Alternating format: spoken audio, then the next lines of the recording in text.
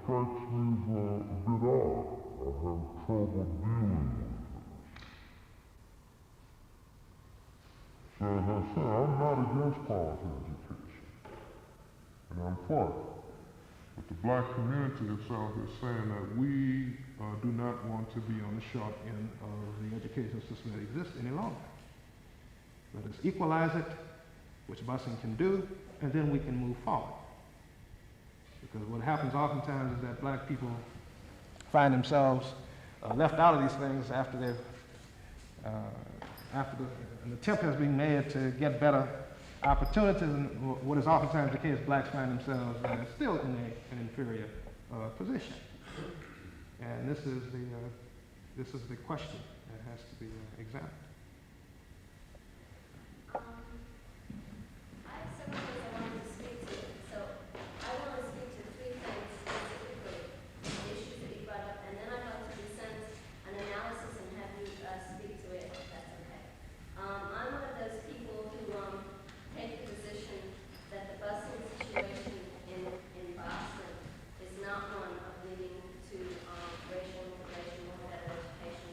When you said that the main issue is whether or not black people have the right to decide which school they go to, they don't have the right anyway. If they decided they wanted to send their children to a good suburban school, they don't have that right. And you mustn't act as though all white schools are equal. The schools that white Irish children go to in Boston are much inferior to the schools that Teddy Kennedy sends his children to. Yes, I'm quite aware of that.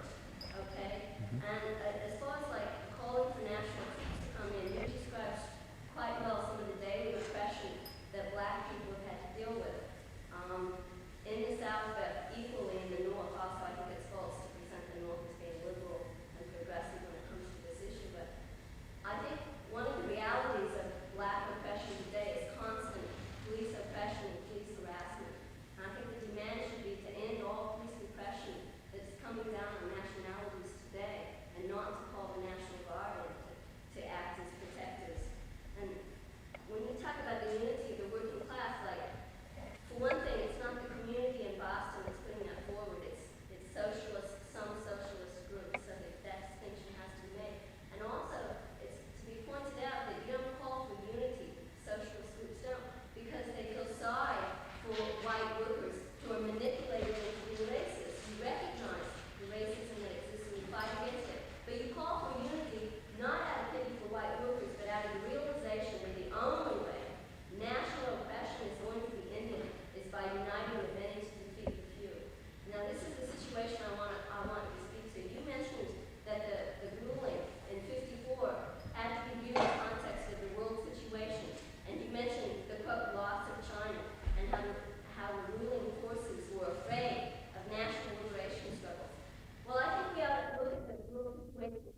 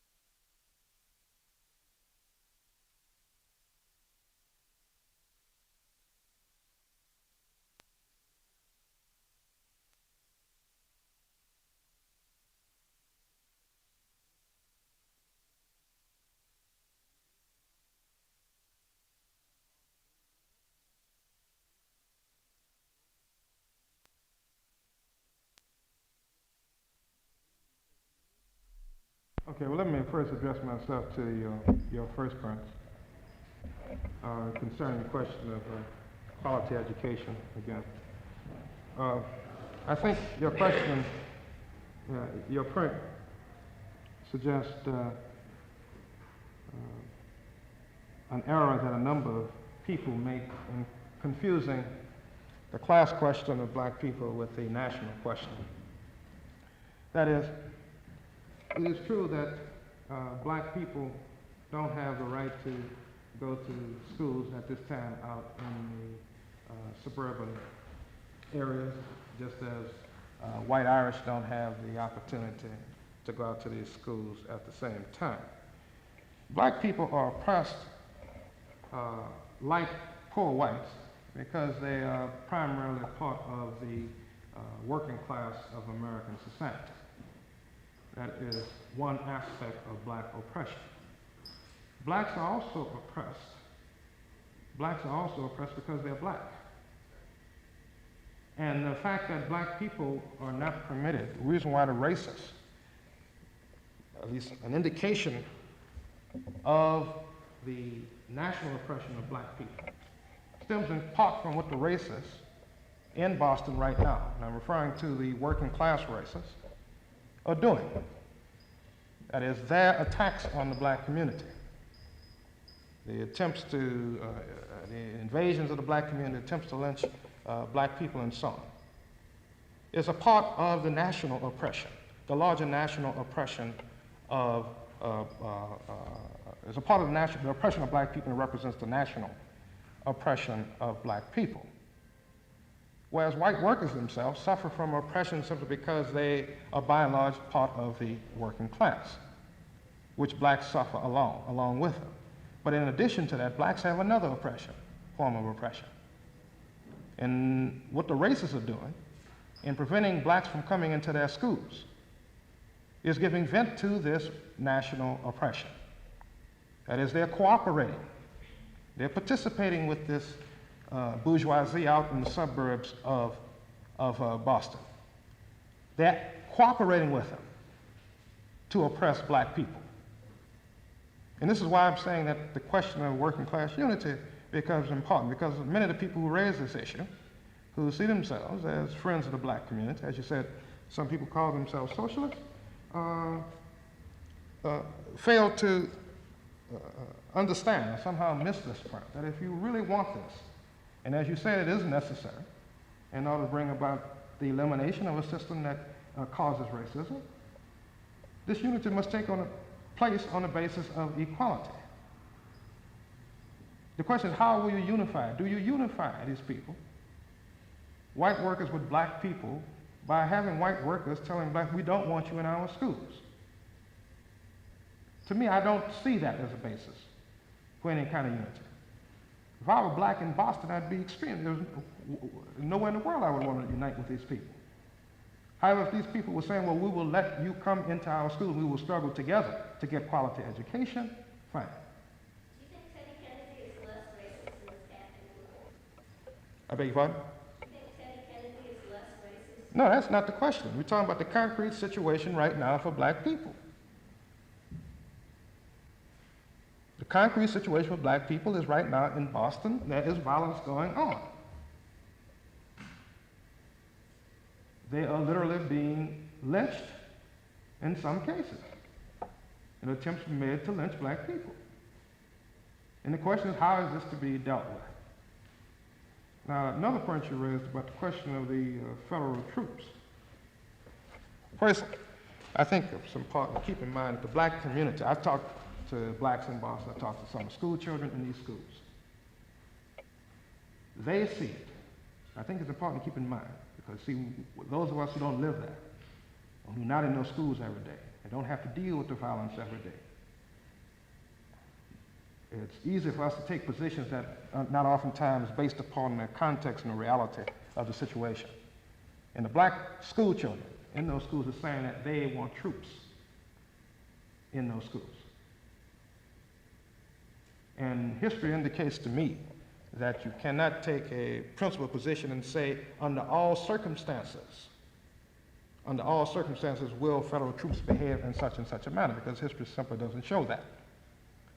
An even more recent case was the example similar in Wisconsin at the recent takeover of the abbey, the monastery in Wisconsin was a good example. Their National Guard played an extremely important role in preventing the Indians there from being literally lynched by the white community. The racists there were ready, they were trying to invade the abbey. They got mad with the federal troops, with the National Guard, because the National Guard wouldn't let them go in and lynch the Indians. And to me, that's a concrete example of why you, that's an example, an instance of why you cannot make a flat, principled kind of statement and say, in all circumstances will these people behave this way. And more importantly, the black community in Boston feels it wants troops. Now, you asked me to say something about the world situation. I don't know what you... It is true that American imperialism is in a very difficult period at this particular time. Although it is in a very difficult period, we know that wounded animals sometimes can be extremely violent and can do a lot of kicking before they keel over. And I see Boston particularly in that light. I don't think it's surprising that in a period where the U.S. economy is having difficulties and other kinds of problems within American society, I'm not too surprised to see the resurgence of groups like the Ku Klux Klan and the American Nazi Party. History has already suggested to us that these organizations tend to grow in the throes of a crisis within the particular society, the economic system that we live in. So that's not very surprising. And the question is, what is the best way to fight this?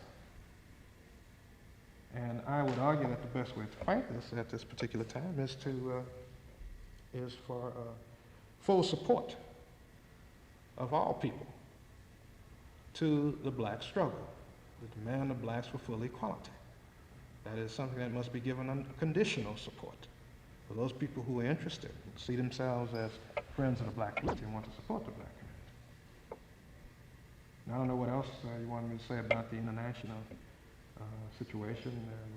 Certainly a lot that could be said. There's a lot out there. Southeast Asian situation, the situation in Africa, Southern Africa, Ethiopia. But if you're referring to the difficulty in which the United States finds itself, I certainly agree. And at the same time, you must be very careful, and you must not assume, though, it is ready to kick over at this time. I don't see, for instance, the present economic crisis as being a prolonged one. I think the United States will come out of it eventually. I think, though, with a larger degree level of unemployment than was before the case. But I think I don't see this as the end of capitalism. This particular crisis, economic crisis, as the end. And I think people should be careful in predicting its end based upon this present recession or depression, more rightly. Any other? You mentioned that the schools that the black people go to in the University of Boston are very low quality, and that at the same time the schools like the Irish workers are also very low quality, and that like the schools that the bourgeoisie sends its children to, like out in the suburbs, are far better, higher quality than any of those two school systems. And like the present busing plans just stripping black students from like the lousy black schools to the lousy white schools. And I mean, like, that just doesn't make sense. Why not demand that black students and the poor whites, you know, in the Irish section be bused out of the suburbs for the good schools? Or better yet, I mean, like, why should they be bused? Why can't they have, you know, quality education in their neighborhood? Why not raise that demand? You know, it seems like by supporting the present busing system, you're supporting a plan that's like taking essentially like the poor black community and the poor white community fighting for nothing to the lousy school system. First, let me just say again that the black community in Boston is waging a struggle right now around this particular demand for busing. This is what the black community in Boston right now has decided that it wants to implement. It wants to see busing, and it is in support of the present plan. That is the position of the black community. Let me also just say that it is also the law that happens to be in Boston. And it happens to be the law. There's a state law in Boston, in Massachusetts, called the Racial Imbalance Act, which says that no school should have over 50% blacks within the school. This law came on the books in 1965, and the all-white racist school committee in Boston fought for 10 years, has been fighting since 1965, to make sure that this Racial Imbalance Act is not implemented. As I said, it has used busing to bus blacks past white schools and to bus them to all black schools, which they know, and everybody knows is inferior. There are schools that are inferior to those of whites within the city of Boston. One has only to look at reading scores and achievement scores from these schools, from the schools within Boston, to see clearly that blacks get an inferior education within an inferior educational system. But again, black people are asking, why should we have the worst of the worst? And black people are saying at this particular time that they do not want to go along with this kind of system anymore. And given the present law, it happens to be the Racial Imbalance Act, blacks have the legal right to sit into any school, to be in a school they want to in the city of Boston. And this is a struggle around which black people are waging their struggle. Again, as the black community has shown, as events in Boston have shown, these poor whites in Boston have not exhibited any concern at this time for quality education. They say this is what their concern is. Now, if these people don't want quality education, why should black people lead a movement trying to get blacks out into the suburbs when it would take a joint movement between the two groups? And black people are saying that we want quality education, we want better schools for our children. But the white racists have not shown any inkling of interest in quality education for their children. I'm referring, of course, to the leadership of the anti-busing movement within Boston. Their whole effort has been directed against the black community. They have also, as an indication of where their true interests lie, the racists are not, how do you say? They have not attempted to make overtures to the black community to say this is where our interest should be. And we should be out there fighting for quality education. The brunt of his attack has been against the black community. You see, one of the problems in the United States is with the masses of whites and white workers is that they know that as bad as their school systems are and their living conditions are, that there's always a group that can be looked back upon.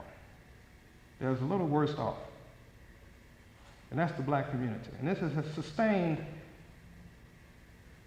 poor whites in the kinds of conditions in which they have lived. Because it has known always that if we are bad off, there's always somebody below us, and that's the black community. And this is why these people have not pushed for quality education. The black community has shown that it is interested. It wants better education for its children. The black community is willing to risk the lives of their children. 8,000 black kids are being bused into white schools every day in a very difficult situation. The black community has already shown that it is interested and willing to get better education for its children. The white community has not shown this. Perhaps we should just take one more question. Gentlemen, do you have a question?